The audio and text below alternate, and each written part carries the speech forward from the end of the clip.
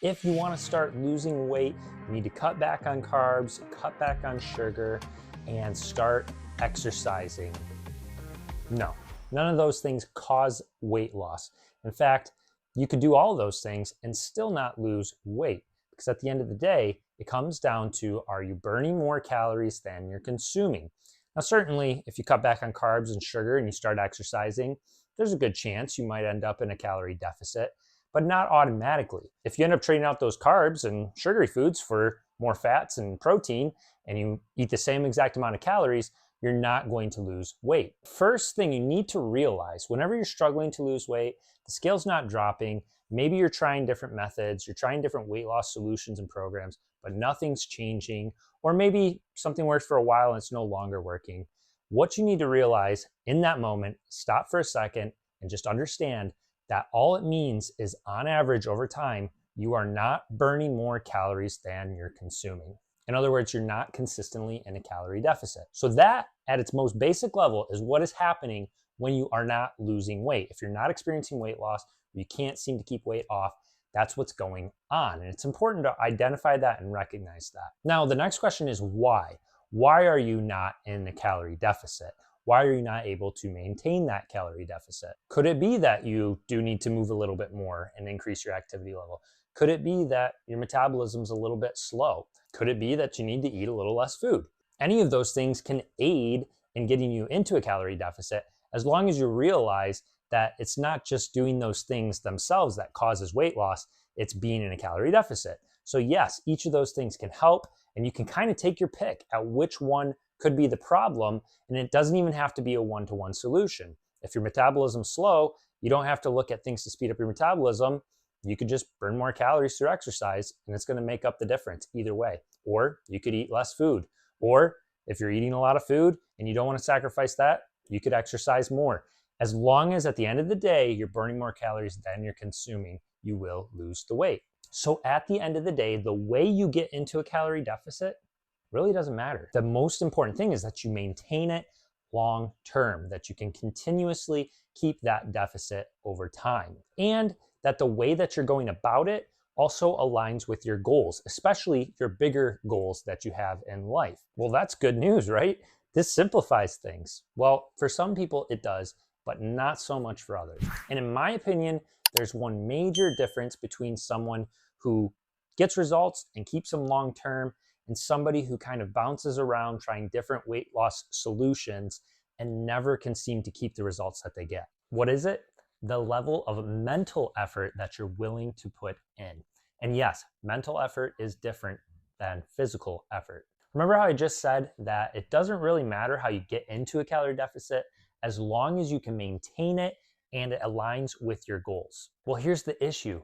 Most of the solutions out there aren't maintainable and probably don't actually align with your deeper, bigger goals if you really think about it.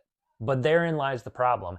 You have to be willing to think about it, and think about it on a little deeper level than most people really do or really want to. Let me explain. Let's just say that you've decided you want to lose weight, and you've specifically decided you want to lose 50 pounds. And perhaps you've also come to the conclusion that there's no easy, simple answer, and you're gonna have to put in some work and some effort and some sweat, and you've made up your mind, you're ready to go, and you're gonna do whatever it takes. So what is your next step?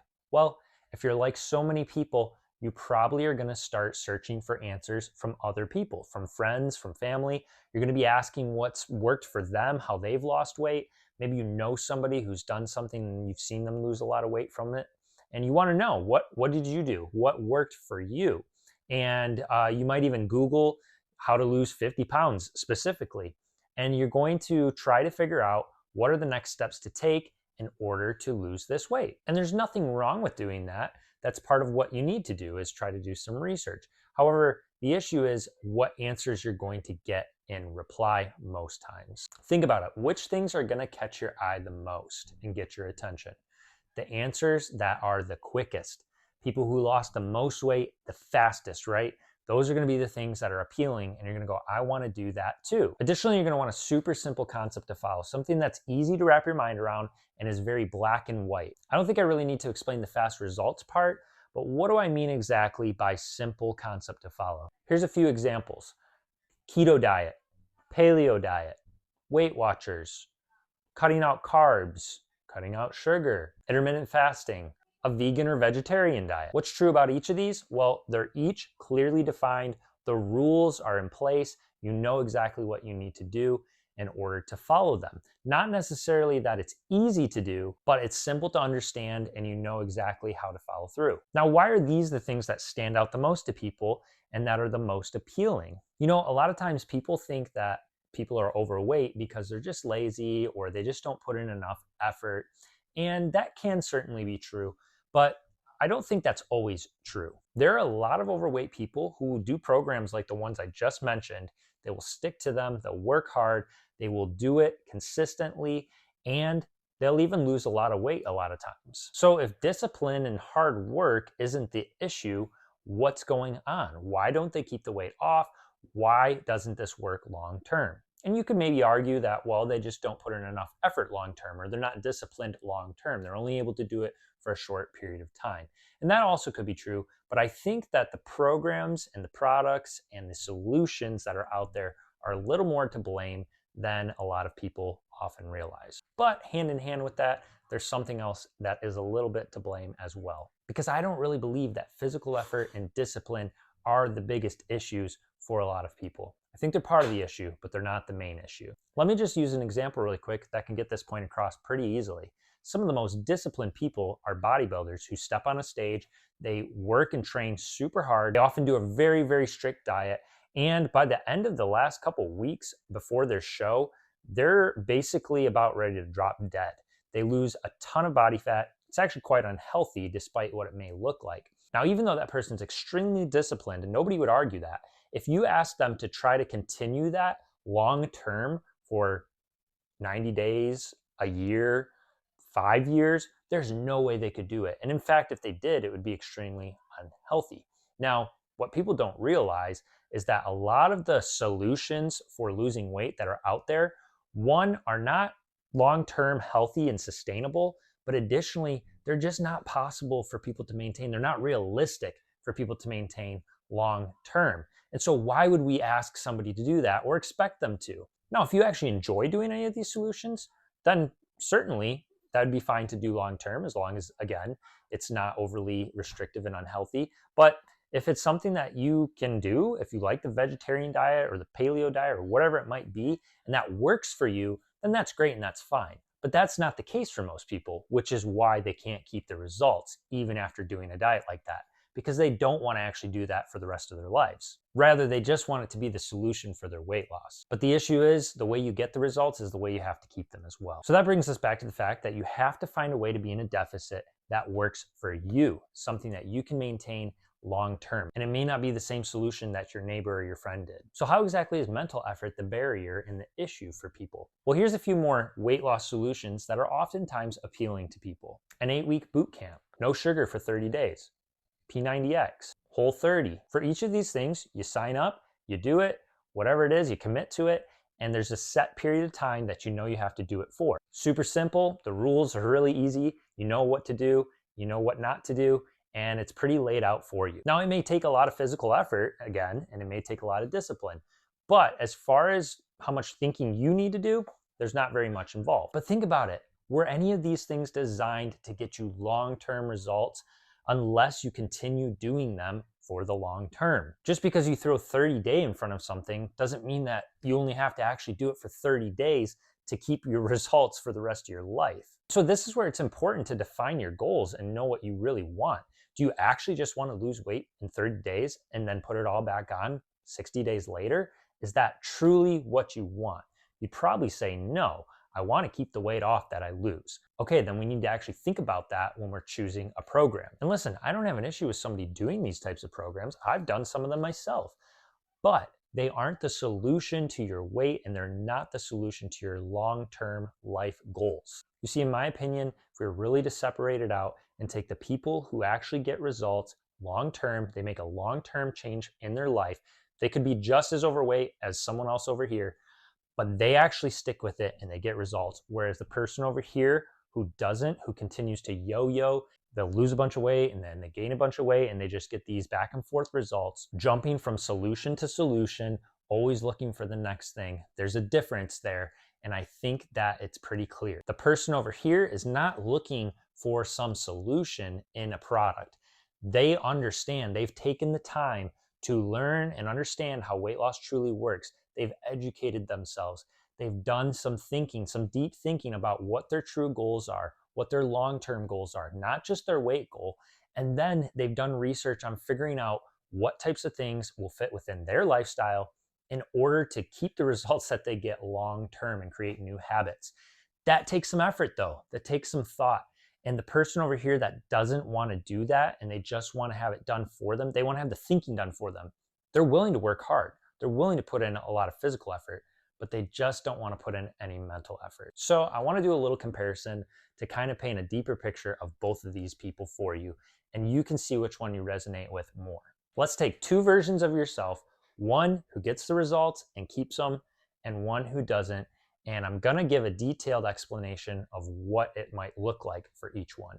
Version one of you decides you wanna get in shape and you wanna lose 50 pounds. You come across Ben Case's YouTube channel where he gives detailed explanations of how to figure out a healthy weight goal for you. He then shows you how to figure out your daily calorie goal in order to reach that weight in a healthy time frame, and also one that's going to be realistic and maintainable long term. But that seems like a lot of work, and you just want to get started and get fast results, and so you start looking for other options. You come across an advertisement where people have been losing 50 pounds in 3 months, and you decide that's exactly what you'd want to do. You're feeling motivated and you're willing to do whatever it will take. A friend of yours tells you about a 90-day HIIT boot camp they signed up for, and you've heard that HIIT is a good way to lose weight, and so you decide to sign up with them. You hate every second of it, but at least your friend's doing it with you. And you just keep reminding yourself that it's only gonna be for 90 days. Additionally, you decide to do the keto diet because another friend told you about that one years ago, and you tried it and you lost a bunch of weight back when you did it before, so you're gonna give it a shot again. Over the next 3 months, you lose 46 pounds. Was it a miserable experience? Yes.